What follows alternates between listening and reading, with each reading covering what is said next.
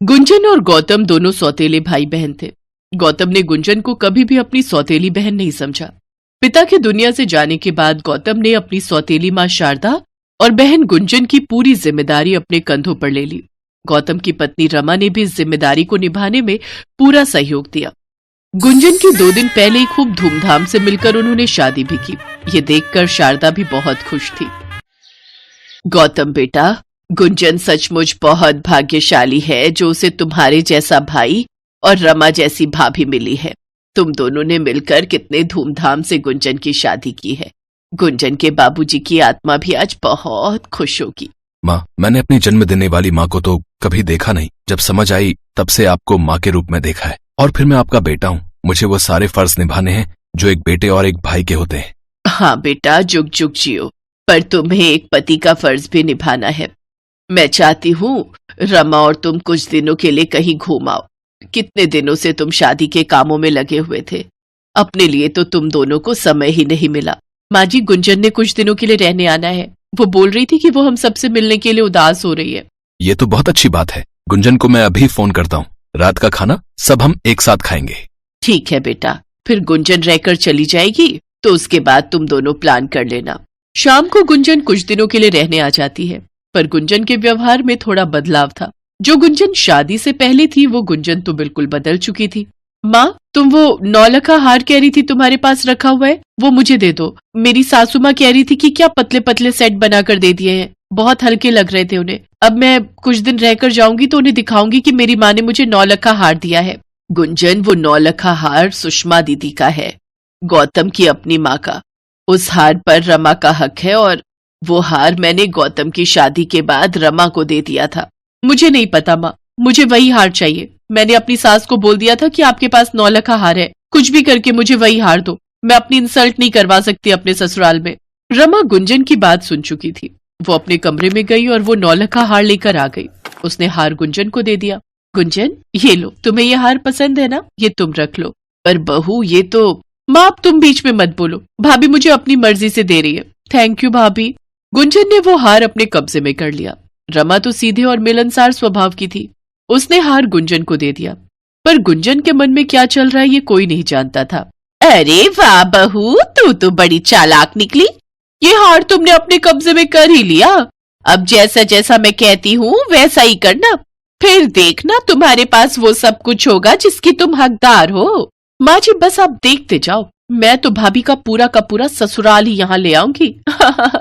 यानी कि अब मेरे मायके की हर चीज मेरी होगी।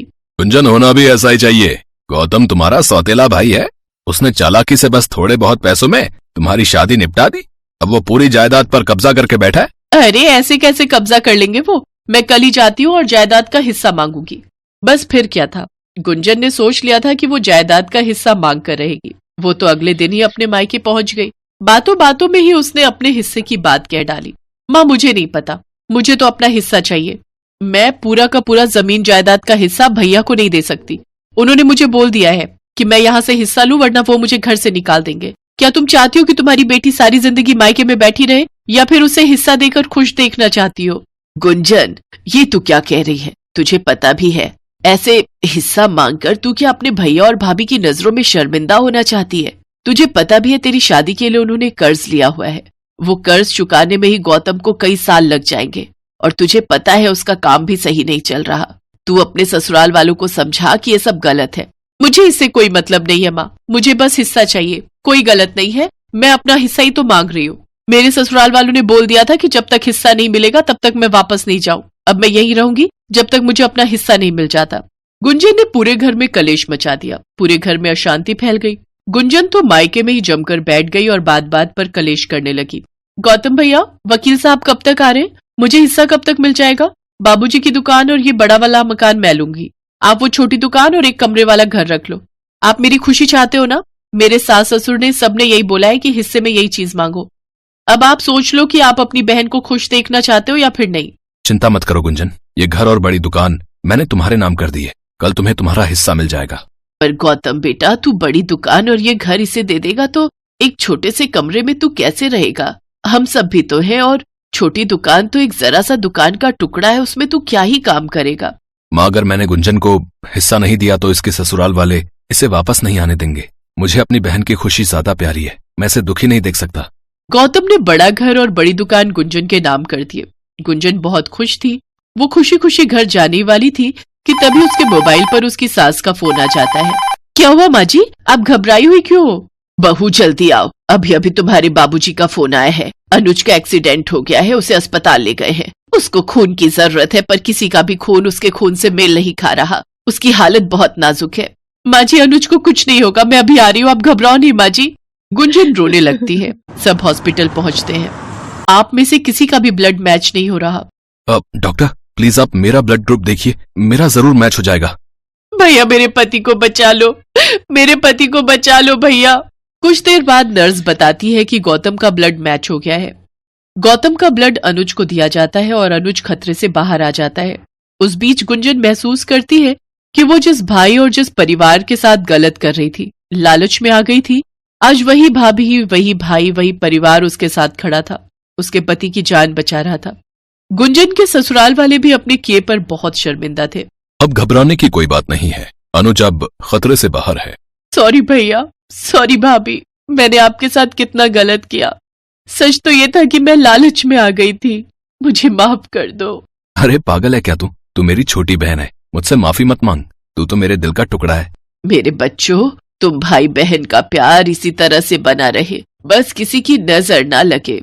गुंजन अपने भाई गौतम के गले लग जाती है और सबकी आंखों में आंसू छलक आते हैं।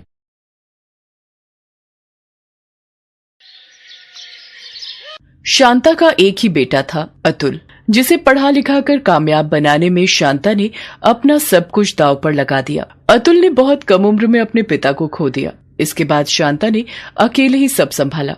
अतुल को पढ़ाने के लिए शांता ने अपनी पुश्तैनी जमीन और अपना घर तक बेच दिया और वो खुद लोगों के घरों में काम करके गुजारा चलाने लगी। शांता के संघर्ष को अतुल भी खूब समझता था, इसीलिए उसने भी कभी मेहनत से परहेज नहीं किया और आखिरकार उसने शांता के सपने को पूरा कर ही दिखाया।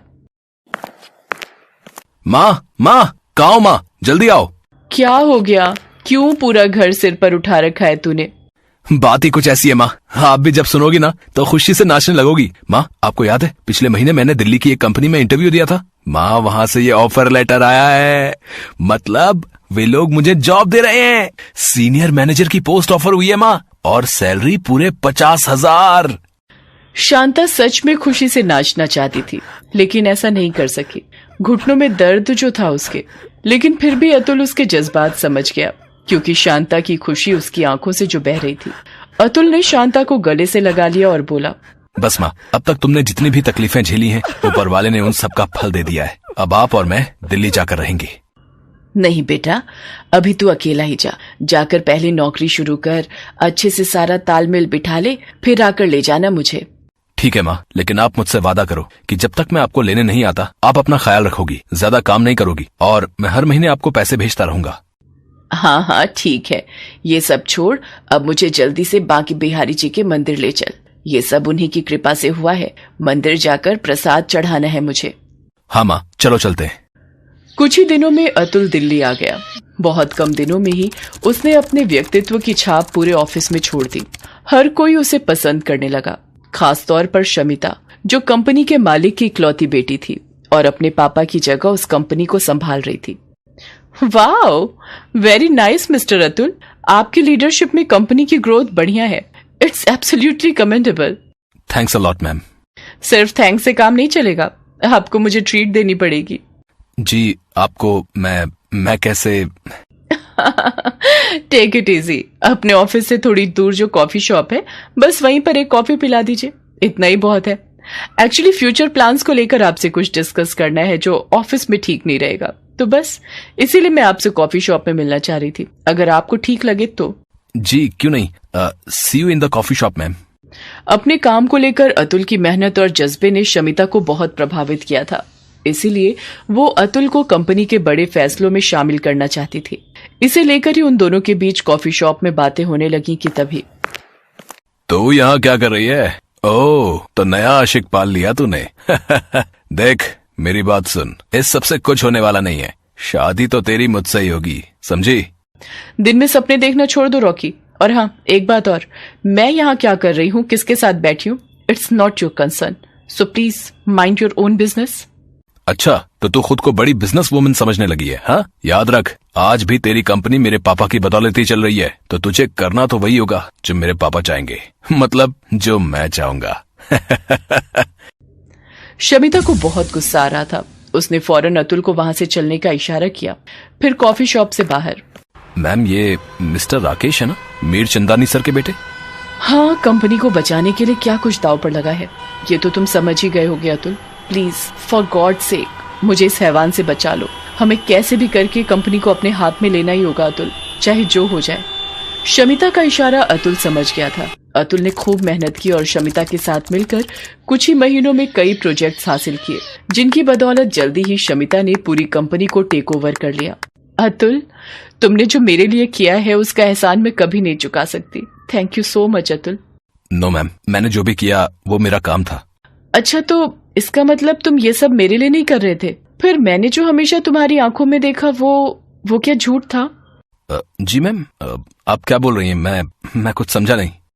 अतुल की आवाज में घबराहट थी, मानो शमिता ने उसकी चोरी पकड़ ली थी।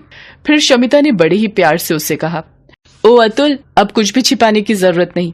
सच तो ये है कि मैं भी तुम्हें पसंद करती हूँ, शायद तब से जब से तुम्हें पहली बार देखा था। लेकिन हमारा मेल नहीं हो सकता मैम, हम चाहें तो भी नहीं। पहले तो तुम मुझे ये मैम कहना बंद करो और मुझे बताओ कि दिक्कत कहाँ पर है। मैं तो अपने पापा को आसानी से मना लूंगी।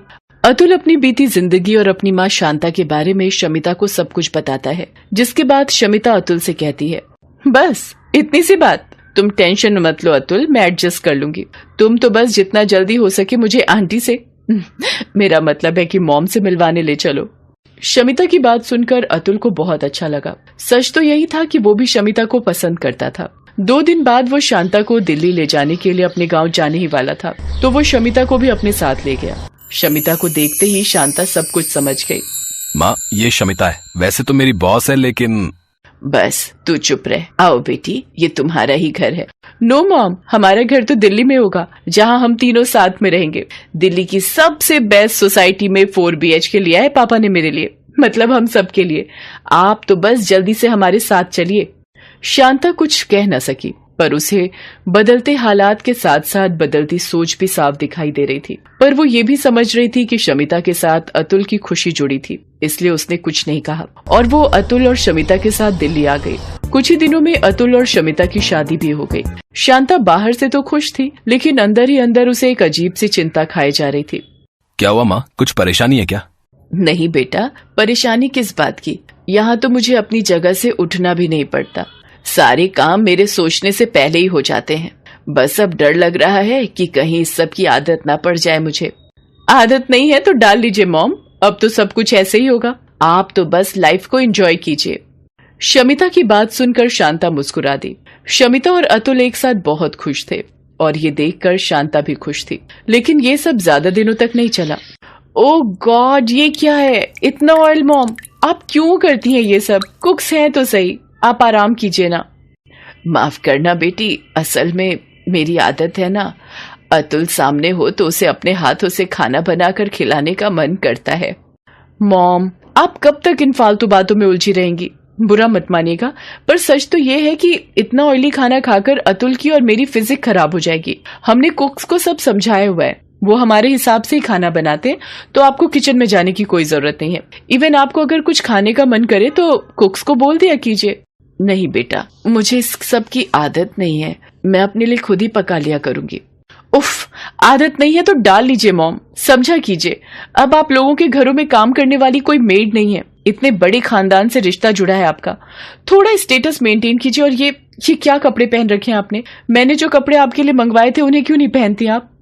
बेटा वो कपड़े, वो मुझे एक्चुअली ना गलती मेरी और अतुल की ही है। हम आपके लिए कितना भी कर लें, पर आप तो खुद को बदलना ही नहीं चाहती। वैसे गलती आपकी भी नहीं है। अचानक इतना सारा पैसा और ऐशो आराम किसी को मिल जाए तो यकीन करना थोड़ा मुश्किल ही होगा। शमिता तो अपनी बात कहकर वहां से चली गई, लेकिन शांता से ये सब बर्दाश्त नहीं हुआ। वो फौरन जाकर अपना सामान बांधने लगी। वो किसी को बिना बताए वहां से वापस गाँव जाना चाहती थी, लेकिन अतुल ने उसे देख लिया। माँ, कहाँ जा रही हो आप, वो भी इतने सामान के साथ? आप रुको, मैं गाड़ी मंगवाता हूँ और आपके साथ भी चलता हूँ। आप बताओ कहाँ चलना है? तुम परेशान मत हो, वो बहुत दिनों से गांव जाने का मन हो रहा था मेरा, तो बस इसीलिए। और गाड़ी की जरूरत नहीं है, मैं चली जाऊंगी, बस आसानी से मिल जाती है। अरे ये कैसी बातें कर रही हो आप? माँ, कुछ हुआ है क्या? होना क्या है, तुम्हारी माँ को ड्रामा जो क्रिएट करना है तो वो तो करेंगी। इन्हें जाने दो अतुल। सच तो ये है कि ये गांव में ही रहने के लायक हैं। ये हमारे साथ बिल्कुल भी एडजस्ट नहीं कर सकती हैं। शमिता की बात सुनकर अतुल का पारा चढ़ जाता है। वो गुस्से से शमिता से कहता है, तुम्हारी हिम्मत भी कैसे हुई मेरी माँ के बारे में ये सब कहने की? और तुम मुझे ये बताओ कि एडजस्ट कौन करने वाला था, माँ या तुम? सच तो ये है शमिता, माँ ने जो मेरे लिए किया है उतना संघर्ष करने के बारे में कोई सोच भी नहीं सकता। तुम्हें अगर लगता है कि माँ तुम्हारे इस आलीशान घर में रहने के लायक नहीं है तो साफ साफ सुन लो, मैं भी माँ के साथ ही जाऊंगा। नहीं नहीं बेटा, ये क्या बोल रहा है तू? बेटा, बहू कुछ गलत नहीं कह रही है। सच ही तो है, मैं सचमुच इस सब के लायक नहीं हूँ। यहाँ सब कुछ तो है मेरे लिए, लेकिन फिर भी एक अजीब सी घुटन महसूस कर रही हूँ। मैं गांव में ही ठीक रहूंगी बेटा, जाने दे मुझे। नहीं माँ, मैं आपको नहीं जाने दूंगा। एक दिन तो मुझे जाना ही है बेटा, तो मेरे खातिर क्यों अपनी खुशियों से मुंह मोड़ रहा है? बहू बहुत अच्छी है, तुझसे बहुत प्यार करती है वो, मैंने देखा है। सच कहूँ तो अब मैं बिल्कुल निश्चिंत हूँ। जानती हूँ कि वो तेरा बहुत अच्छे से ख्याल रखेगी मेरे जाने के बाद। इतना कहकर शांता बेसुध हो गई और जमीन पर गिर पड़ी। ये देखकर अतुल और शमिता दोनों उसकी तरफ भागे, लेकिन अब वो कुछ नहीं कर सकते थे। उस दिन शांता को जाना ही था। ये बात अलग है कि वो अब इस दुनिया से ही जा चुकी थी।